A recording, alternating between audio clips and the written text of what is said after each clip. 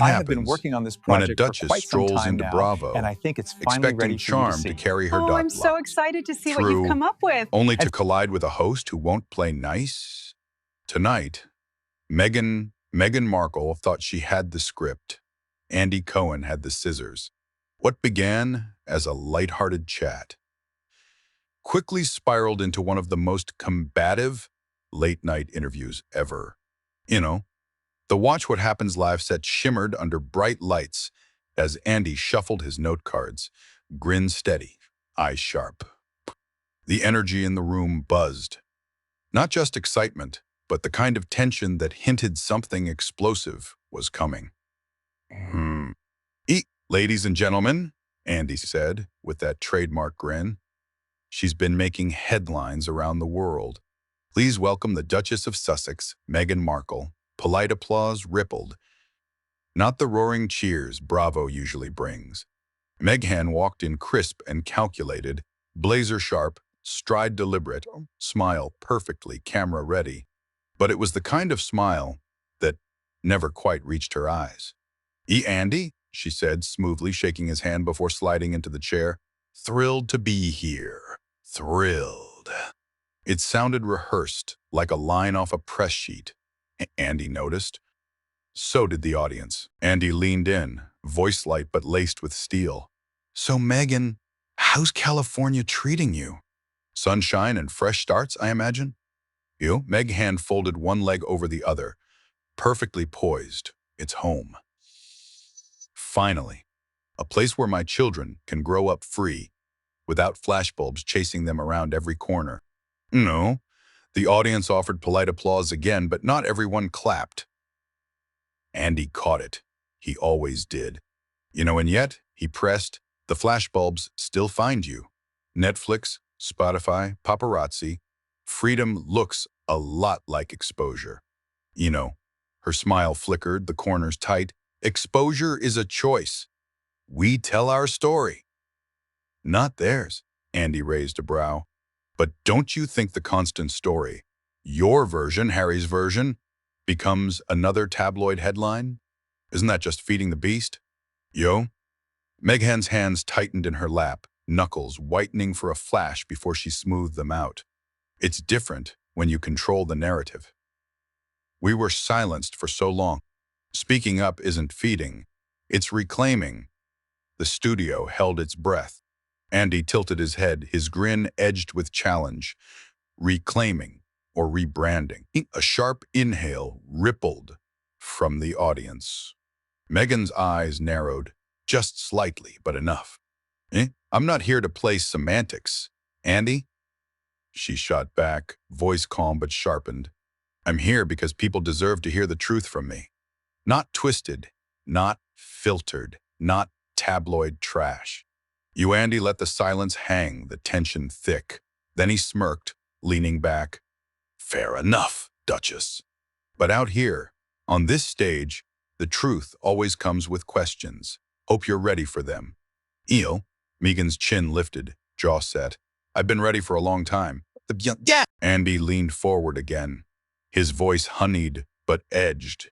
You talk about truth, Meghan. But let's rewind. The Queen, she was the figurehead of tradition, dignity. Do you regret how your choices painted her final years in the press? A murmur rustled through the audience. Meghan's posture remained regal, spine straight. I regret nothing that was about survival. Harry and I protected our peace. And if people saw that as rebellion, then maybe the institution wasn't as strong as they thought. Andy's eyes sparkled with that familiar mischief, strong words. But rebellion comes with casualties. Some say you and Harry torched bridges for a book deal and a streaming contract. Fair trade? The air bristled. Meghan's voice lowered, each word deliberate. We didn't torch anything. We walked away from fire. And yes, we told our story, but not for money, for clarity, for our children. Andy chuckled softly, shaking his head.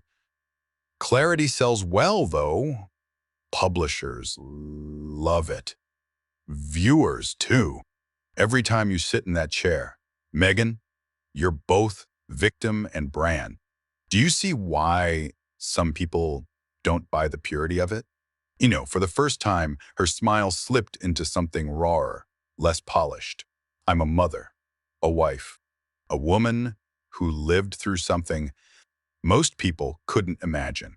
If people want to slap labels on me, brand, actress, opportunist, they can, but I'll never apologize for surviving. The crowd clapped, some cheering, others hesitant. Andy let it ride, then cut through the noise with one more dagger. Surviving, yes. But at what cost to Harry's family? To your own father? Bridges burned on both sides. Meghan's eyes hardened, flashing steel. The cost of silence was far greater.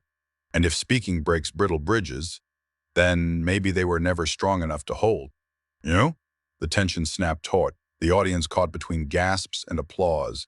Andy sat back, satisfied he'd lit the fuse. Andy's smile turned sharper, the kind that promised a strike was coming. Meghan, you say survival. But critics argue you traded duty for celebrity, that you abandoned the crown, but never the spotlight. Isn't that hypocrisy wrapped in designer fabric? The studio erupted in murmurs. Meghan's jaw tightened, but her voice came steady, almost icy. You call it hypocrisy. I call it authenticity. I refuse to play a role that demanded silence in the face of cruelty. If being visible, if speaking my truth makes me a target, so be it. I'll take the arrows. Andy leaned in, elbows on the desk, savoring the heat. Arrows? Sure. But some would say you fired a few yourself, on Oprah, in your docuseries. Even in interviews like this. You're not just a target, Meghan. You're an archer. The audience gasped. Meghan's eyes narrowed. And maybe it's about time someone fired back. For centuries, women were told to sit down, shut up, and look pretty. I won't. Not for a crown. Not for the critics. Not even for you, Andy. A rare flicker crossed Andy's face. Part admiration, part calculation.